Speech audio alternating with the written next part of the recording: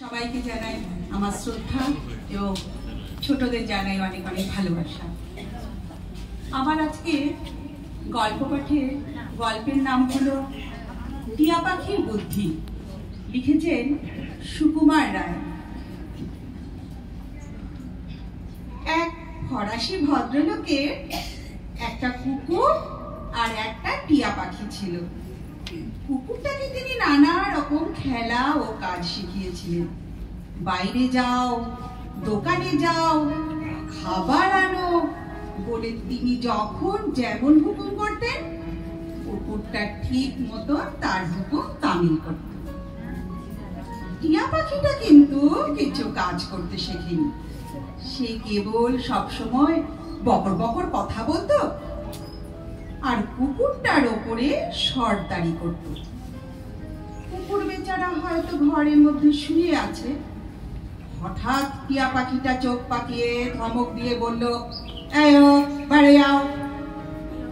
কুকুরেরও হুকুম শুনে অভ্যেস, সে ভয় ভয় লেজ গুটিয়ে দরজার দিকে রওনা হতো। তখন আবার টিয়া পাখিটা ঠিক তার মনিবের মতো শীষ দিয়ে ডেকে আনত। সেই ভদ্রলোকটি কুকুরটাকে প্রায় রুটিওয়ালার দোকানে কেক আনবার জন্য পাঠাতেন।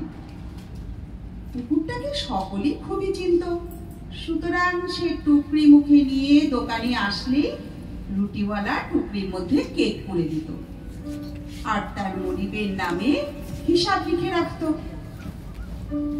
একদিন ভদ্রলোকটি হিসাব করতে গিয়ে দেখেন যে তার হিসাবের সঙ্গে দোকানের হিসাব মিলছে না।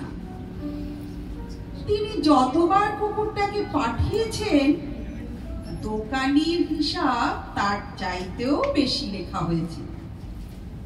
কয়েকদিন পর্যন্ত এর কারণ কিছু বোঝা গেল না।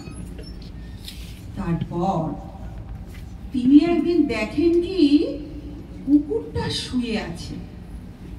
এমন সময় টিয়া পাখি হঠাৎ বলে উঠল, "টুকরি আনো।" কুকুরটা একটু উঠে টুকরি নিয়ে এলো। টিয়া পাখি বলল, "দোকানে যাও।"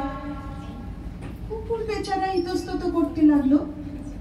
তাই দেখে সে আবার চিৎকার করে বলল, "দোকানে যাও।" কুকুর বেচারা আর করে কি, সে দোকানে গিয়ে 2 মিনিটের মধ্যে খাবার এনে টিয়া পাখিটার সামনে রেখে লেজ নাড়াতে লাগলো। ইচ্ছেটা সেও কিছু ভাগ পায়, কিন্তু টিয়া পাখি বাড়ি যাও বলে এক ধমক দিয়ে তাকে তাড়িয়ে নিজেই সবটা খাবার খেতে লাগলো।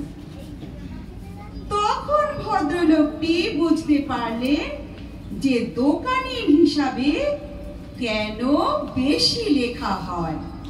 নমস্কার।